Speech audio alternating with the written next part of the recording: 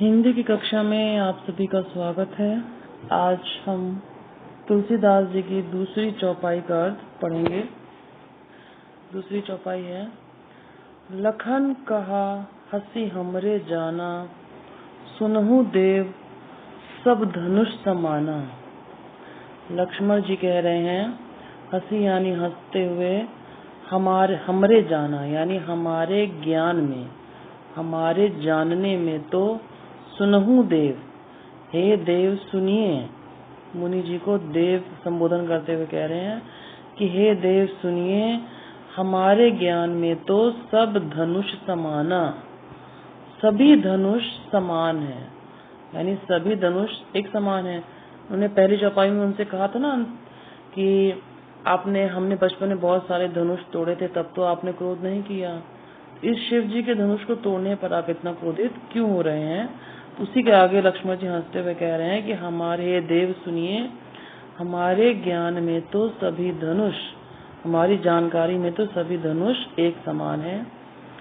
का क्षति लाभु जून धनु तोरे, कह रहे हैं क्या क्षति, क्षति यानी नुकसान हानि, लाभु यानी लाभ, जून यानी पुराने, धनु यानी धनुष, तोरे यानी तोड़ने में। कह रहे हैं कि पुराने धनुष के तोड़ने में या टूटने में भी क्या लाभ क्या हानि। देखा राम नयन के भोरे, कह रहे हैं राम जी ने तो इसे नयन यानी नवीन, भोरे यानी धोखे में, कह रहे राम जी ने इसे नवीन के धोखे में देखा था, राम जी ने इसे नया धनुष समझकर देखा था।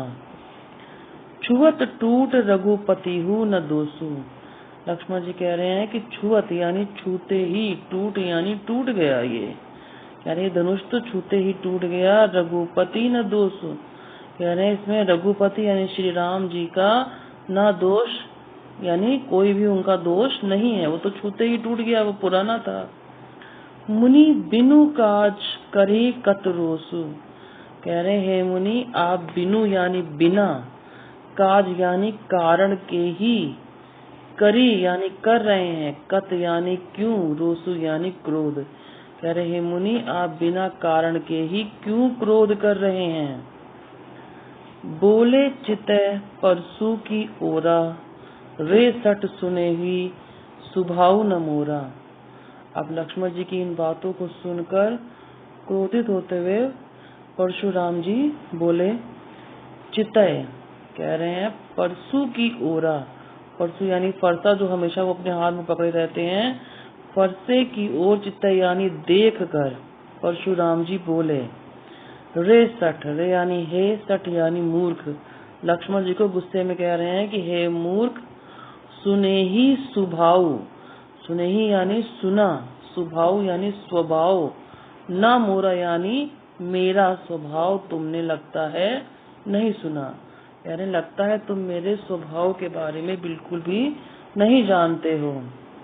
बालक बोली बधो नहीं तो ही, कह रही है बालक, परशुराम जी कह रहे हैं बालक बोली यानी बालक समझकर, बधो नहीं तो ही यानी तुम्हारा, बधो यानी वध नहीं किया, कह रहे हैं अभी तक मैंने तुमको बालक समझकर तुम्हें नहीं मारा, तुम्हारा वध नहीं किया। केवल मुनि जड़ जानी ही मोही, कह रहे हैं केवल मुनि, केवल यानी निरा, साधारण मुनि, कह रहे हैं क्या तुम जड़ जान ही मोही, क्या तुम मुझे केवल एक साधारण मुनि समझ रहे हो। बाल ब्रह्मचारी अति कोही, विश्व विदित क्षत्रिय कुल द्रोही। अब परशुराम जी अपने बारे में बताते हुए कह रहे हैं कि तुम मुझे केवल एक साधारण मुनि समझते हो, मैं तो बाल ब्रह्मचारी हूँ। अति कोही, कोही यानी क्रोधी, मैं अति यानी बहुत ज्यादा, मैं बाल ब्रह्मचारी हूँ और अति क्रोधित व्यक्ति हूँ, बहुत क्रोधी व्यक्ति हूँ। विश्व विदित, पूरे विश्व में विख्यात है। क्षत्रिय कुल का द्रोही, क्षत्रिय कुल का, राजाओं का मैं उनके वंश का द्रोही यानी शत्रु हूँ। क्षत्रिय कुल का शत्रु के रूप में मैं पूरे विश्व में विख्यात हूँ, बाल ब्रह्मचारी हूँ और अत्यंत क्रोधी व्यक्ति हूँ। भुज बल भूमि भूप बिनु कीन्ही, कह रहे मैंने अपने भुज बल, भुज यानी भुजाओं के बल पर, भुजाओं की शक्ति से भूमि को यानी इस पृथ्वी को, भूप बिनु, भूप यानी राजाओं के, बिनु यानी बिना, कीन्ही यानी कर दिया था। परशुराम जी कह रहे हैं मैंने अपने भुजाओं के बल पर इस पृथ्वी को राजाओं के बिना कर दिया था। विपुल बार मही देवन दीन्ही, कह रहे हैं और मैंने विपुल यानी बहुत बार, मही देवन यानी ब्राह्मणों को, दीनी यानी दे दिया था। कह रहे हैं मैंने इस पृथ्वी को अपनी भुजाओं के बल पर बहुत बार राजाओं यानी क्षत्रियों से रहित कर दिया था और इस पृथ्वी को ब्राह्मणों को दान में दे दिया था। सहस्त्र बाहु भुज छेद निहारा, परसु बिलोकु महीप कुमारा, और कह रहे हैं कि सहस्त्र बाहु भुज, कह रहे सहस्त्र बाहु की भुजाओं को छेद निहारा यानी तोड़ने वाला, परसु यानी अपने फरसे को, बिलोकु यानी देख कर बोले, महीप कुमारा यानी हे राजकुमार, उनको लक्ष्मण जी को बोलते हुए कह रहे हैं हे राजकुमार, मातु पितही जनी सोच बस करसी महिष किशोर का भी अर्थ है राजकुमार, महिष यानी राजा, किशोर यानी उनका पुत्र। कह रहे हे राजकुमार तुम अपने मातु पितही यानी अपने माता पिता को जानकर, सोच बस यानी सोच के वश में, करसी यानी कर रहे हो, यानी उन्हें शोक के वश में, उन्हें सोचने में विवश कर रहे हो। गर्भन्य के अर्भक दलन, परसु मोर अति घोर, परशुराम जी कह रहे हैं कि मोर यानी मेरा, परसु यानी फरसा, अति घोर यानी बहुत भयंकर है।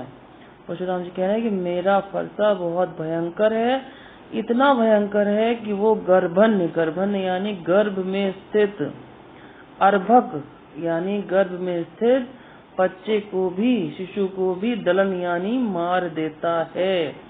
परशुराम जी अपने फरसे के बारे में बताते हुए कह रहे हैं कि मेरा फरसा अत्यंत भयंकर है और वो गर्भ में स्थित गर्भस्थ शिशु को भी मार देता है। एक बार फिर से इसको देखिए, दूसरी चौपाई है। सबसे पहले लक्ष्मण जी कह रहे हैं कि हे देव सुनिए, परशुराम जी से कह रहे हैं हे देव सुनिए। हंसते हुए लक्ष्मण जी कह रहे हैं कि हमारी जानकारी में तो सब धनुष एक समान है, तो इस पुराने धनुष को के तोड़ने से, उसके टूट जाने से क्या हानि क्या लाभ। वे कह रहे हैं श्री राम ने तो इसे नया समझकर नए के धोखे में इसे देखा था, छूते ही ये टूट गया, इसलिए इसमें राम जी का कोई भी दोष नहीं है। वे कह रहे हैं हे मुनि आप बिना कारण के ही क्रोध क्यों कर रहे हैं। तब परशुराम जी अपने फरसे की ओर देखते हुए लक्ष्मण जी से बोले हे मूर्ख, तुमने मेरे स्वभाव के बारे में लगता है नहीं सुना है। बालक समझकर मैं अभी तक तुम्हारा वध नहीं कर रहा था, तुम मुझे केवल एक साधारण मुनि ही समझ रहे हो। मैं बाल ब्रह्मचारी, अत्यंत क्रोधी और पूरे संसार में विख्यात क्षत्रिय कुल का द्रोही हूँ, शत्रु हूँ। मैंने अपनी भुजाओं के बल से इस पृथ्वी को राजाओं के अर्थात क्षत्रियों से रहित कर दिया था और बहुत बार मैंने इस पृथ्वी को ब्राह्मणों को दे दिया था। फिर कह रहे हैं सहस्त्र बाहु की भुजाओं को तोड़ने वाला ये मेरा फरसा देखो हे राजकुमार, तुम अपने माता पिता को सोच के वश में क्यों कर रहे हो। मेरा फरसा अत्यंत भयंकर है, ये गर्भ में स्थित शिशु का भी नाश कर देता है। इसको दूसरी चौपाई को अच्छे से पढ़ लीजिएगा और सुन के सारा अर्थ लिख लीजिएगा। इसके आगे हम नेक्स्ट वीडियो में तीसरे का अर्थ आपको बताएंगे। धन्यवाद।